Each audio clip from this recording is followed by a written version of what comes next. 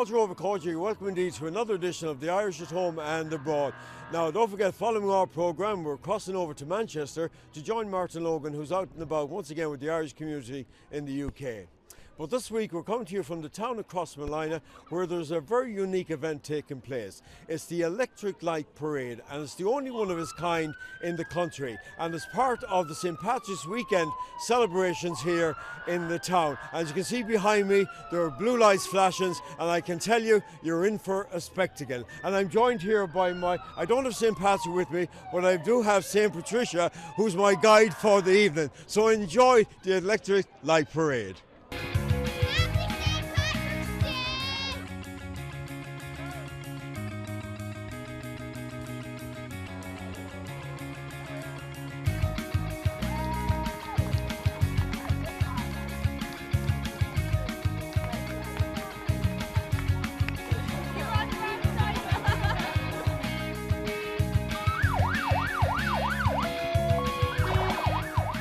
It's a very unique event, isn't it? It is. It's unusual and different, and there's a great festive committee here that pulled this all of this together. I'm very, very proud of the effort they put into it. Get people out. Look at the crowd that's here. It's fantastic, and an occasion like this, particularly after Ireland win in the Grand Slam today, this is a fantastic finale to a great day. Yeah. This is an awful idea, this Festival of Lights. Last year was the first year and it was highly successful. So hopefully tonight now it'll be even more successful. At least the weather, it was raining last year, tonight it's holding up. But no, there's a great community spirit. We're very lucky, and we've seen that over the years where people get together. So how did the idea come about? As with all good ideas come about in Ireland, a few lads in a pub one night we were discussing after our other summer festival that we should do a St. Patrick's Day festival, and a few of us come up with the idea that why not do one at night to keep away from all the other parades in the locality, that you wouldn't be drawing from them, and have our own unique parade here in Crossmolina. So what can we expect here this evening? You can expect to see a lot of lights, a lot of colour, a lot of razzle and dazzle, and everybody having a good time, hopefully. That's what we're hoping for here tonight. And have you got many participants?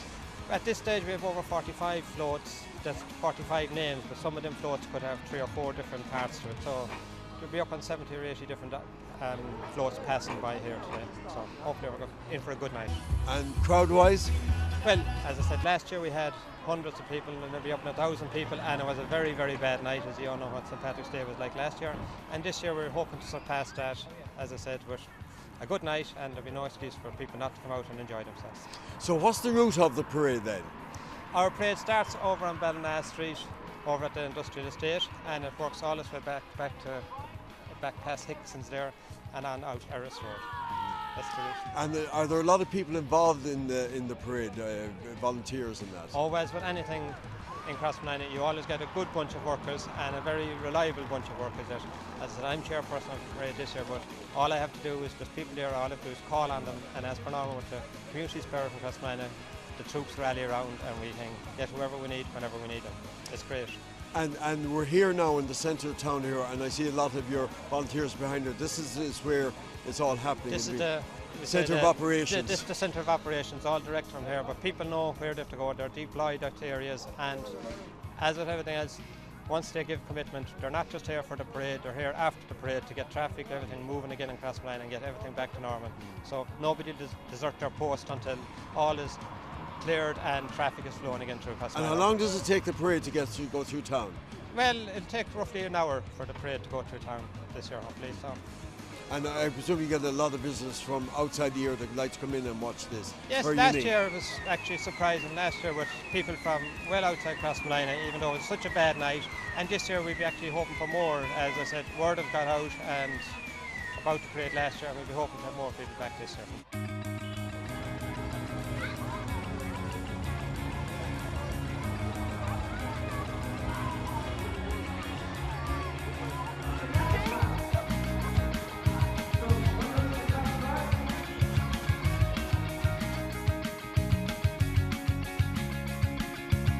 We done it last year. We had a good parade last year. The rain came on us, but this year, as you can see, it's nice and dry, and we have no hassle with the rain this year. It was cold, but out from that, it's good, and it is. A lot of people has put a big effort into it here.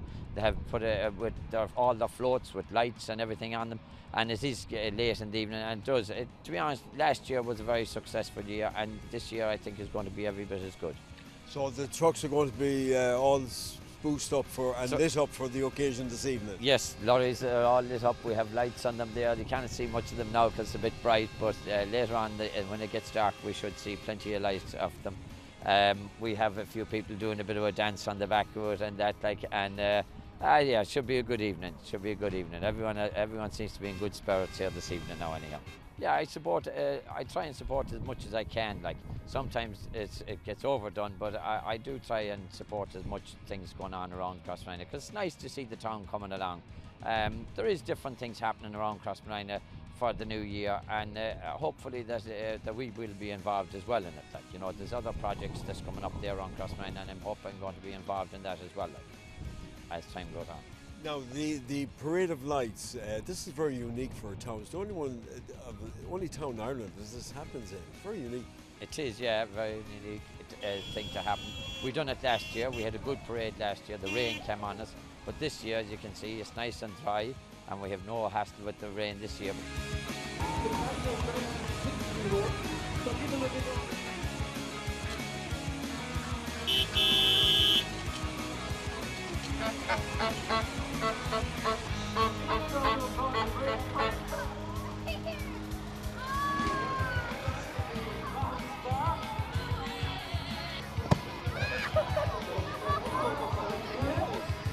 Jonathan, you have a great group of young people with you here. We do, yeah. We have a group of all ages, lots of young kids, as you can see. Very, very loud, but they're keeping warm.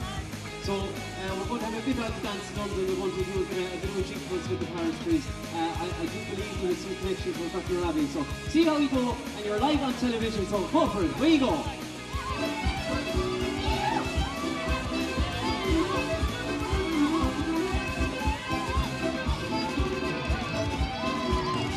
Francis Judge, I know you're the parish priest here in Crossmolina, and I've heard of the singing priest, but never a dancing priest. Well, Henry, it's Patrick's weekend, and we're celebrating here in Crossmolina, live on stage with the St. Patrick's Lights Festival, and a great crowd here gathered as normal. So it's great to be here on stage. It's quite a unique festival, isn't it, Father? Yeah, I think we're the only town in the country to do it. Last year was the first year, and it spilled rain last year, as you know. But the crowds came, and they're coming here again tonight. The sky is clear. Senator, you came all the way from Balmullet to be here this evening for this very unique event. I did indeed. It was a lovely evening. But, Father Francis was with us for a long time in Balmullet, but I never seen him dance like that. Obviously, he didn't have the nuns in Balmullet. He's a new vocation. He certainly has. We talk about the singing priest, but he certainly has, yeah. But he's a man of many talents. And Crossmolina are very lucky to have somebody like Father Francis. This is wonderfully organised here this evening. Huge amount of work goes into parades all over the county and all over the country, but indeed this is something very special. And I missed this last year, but I was told it was something special. And certainly it's only the beginning of the evening, and it sounds like it's going to be a really special evening, so I'm really looking forward to it.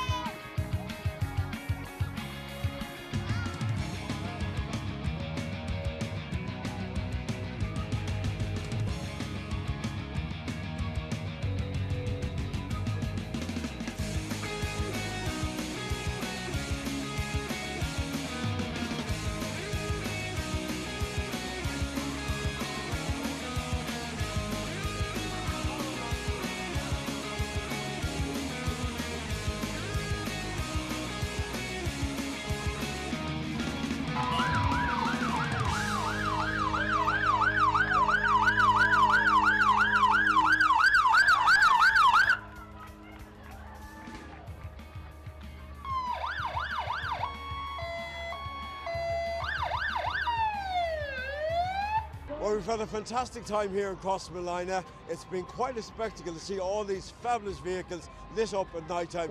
Huge crowds here, and I'm certainly looking forward to coming back again next year for the same thing. So we're going to take a short commercial break. Don't forget, coming up afterwards, we're heading for Louisburg, where the town is getting ready for its annual Féile Chois Cuain festival. I'm going to continue with the festivities here. I'm even getting into the spirit of things. I'm going all this up now for the rest of the evening. So we'll see you after the break.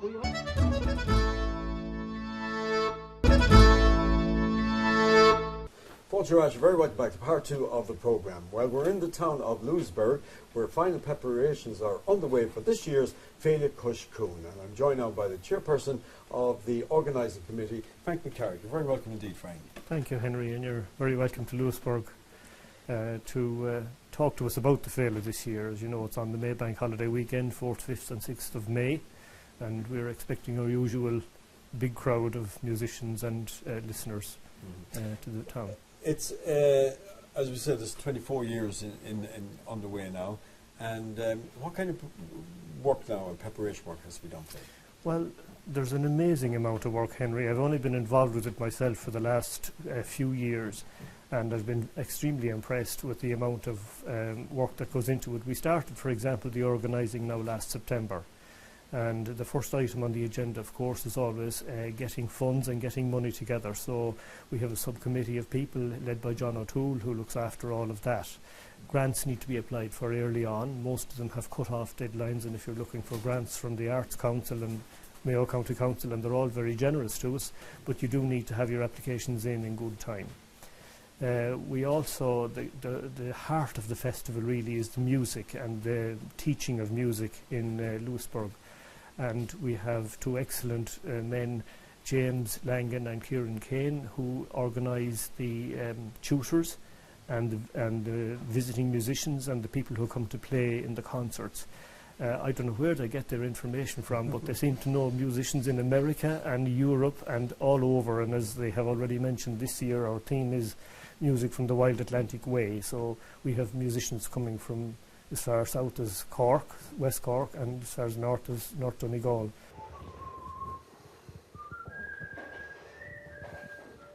John, you're known locally as the whistling garage man. How did you get that title? Well, I've been whistling most of my life since I was a young fella, and I've been at it through listening to others at it when I was growing up, I suppose, and imitating those as best I could. That's how I got started at it, and I've been at it ever since. You were also found a member of the Féile Chois Cuain here in Louisburg. That's right, I've been with them since the beginning, since Michael O'Grady set it up, like 23 years ago. Yeah. And how important is a festival like that for Louisburg? Oh, it's very important. It brings a lot of musicians to the area and brings a great buzz to the place, and we meet a lot of people. We've met a lot of friends through Féile down the years, and friends that we wouldn't know only for Féile. And do you do a bit of whistling at the festival? I usually do, yeah. I do, in the pubs, and maybe sometimes in the concert. I might do a spot in the concert as well. Would you mind giving us a little bit of your whistling here for the programme? I'll try a tune maybe. Lovely. Yeah, I will. Lovely. Yeah.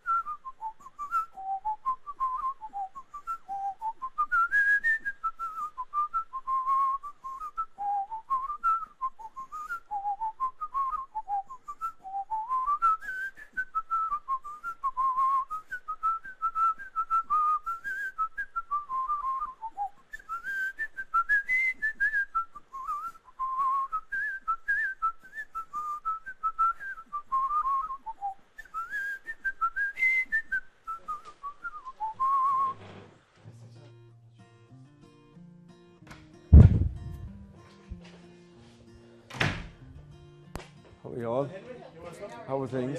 Good now. Can I join you? Last minute preparations together, pull up a chair. So this is the centre of operations. This is it, yeah. Yeah, okay. John, you're chairing the meeting here. What is actually the history of Féile Chois Cuain? Well, Féile Chois Cuain, it's the Féile beside the bay, the festival beside the bay. And 24 years ago, there was a group of music enthusiasts in the area.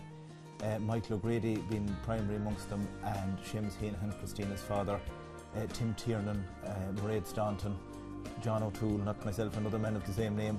A group of those people came together and they felt that it would be lovely to bring some music to Louisburg, because there was a great appetite for music in Louisburg, but there wasn't anything structured and very few young people playing music or anything like that.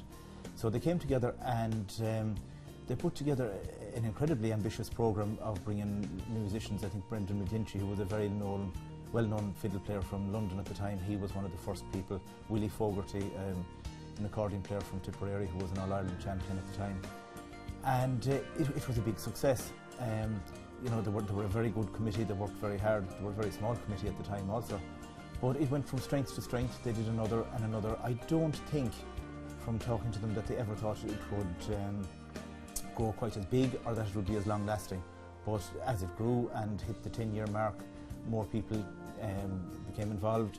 And what was particularly striking, all of a sudden young people in the area started to get a great interest in music, and because of the workshops, as we discussed there earlier, you had young people in the area come to a very high level of competence, and it has made a big difference to the standard of music, to the interest in music, and into the way the tradition has been handed on from one generation to another. So it has really done very well over the last 24 years. Christina, why did you get involved in the Féile? Well, as a local to the Louisburgh area, as going back, this is the 24th Féile this year. I was about 13, believe it or not, that long ago. Because your father was and my dad, yeah, my dad was involved in the original Féile Committee. So as he's a musician, an accordion player. So he would have got us all, never pushed us by any means, but we would have been always encouraged to go along to the workshops. Kieran, you're one of those musicians that benefited from the workshops over the years as a young fella. Yeah, probably. I think I went to one of the first. I think it was the second one. I went to the second workshop, and been going over the years and picking up new tunes, and you know, it was great. Like, you know, otherwise you'd be travelling every day. And why did you select the accordion? I don't know really. I suppose my dad used to play a bit, and I was always probably listening to it, and it just seemed to be the natural thing to do. Like. Thanks, Kieran. Aoife, your area is hospitality, and I know you were discussing it here at the meeting. So what does that entail? It entails, I suppose, there's a few of us involved in hospitality, Kitty and Mary B, and I suppose we get together and we, about 100 musicians or 120 musicians come every year to the Féile, some invited and some are regular. I think once you come at all, they love to wear a path back to the Féile. So we're involved in sourcing about 15 to 18 houses, maybe 20 houses, to accommodate maybe 100, 120 people. So it's making sure that everyone has a bed for the weekend and that they're well looked after. James, a lot of musicians that Aoife mentioned they're coming. Who are they and where they come from? Well, we're lucky to have a broad range of musicians coming to the Féile every year. This year we've got 3 people from the US, John Nolan, a box player, Marion Nicage as well, and Nathan Gourley. They'll be flying over just for the Féile. Wow, that's fantastic. And they always get a great reception locally, so it's a great lift, great buzz to the weekend. And then aside from that, then we'd have musicians from just around the country. Fergus Bogue will be teaching the accordion. Cian Kearns from Sligo is very popular, well-known flute player. And his band, the Dartry Ceilidh Band, will be playing at the Ceilidh on Sunday night. I'm joined now by Mairead Staunton, who is a founding member of the festival. How and when did you get involved?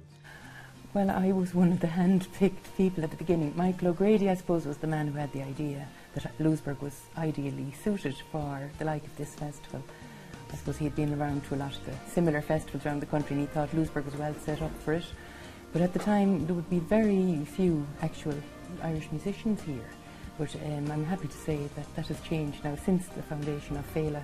It's going strong ever since back in the late, I suppose mid-90s. He got it going, and he kind of handpicked a certain committee of people who had an interest in Irish music. And it was a lot of work over the years, but it has paid off, and we're all very proud of what we've achieved.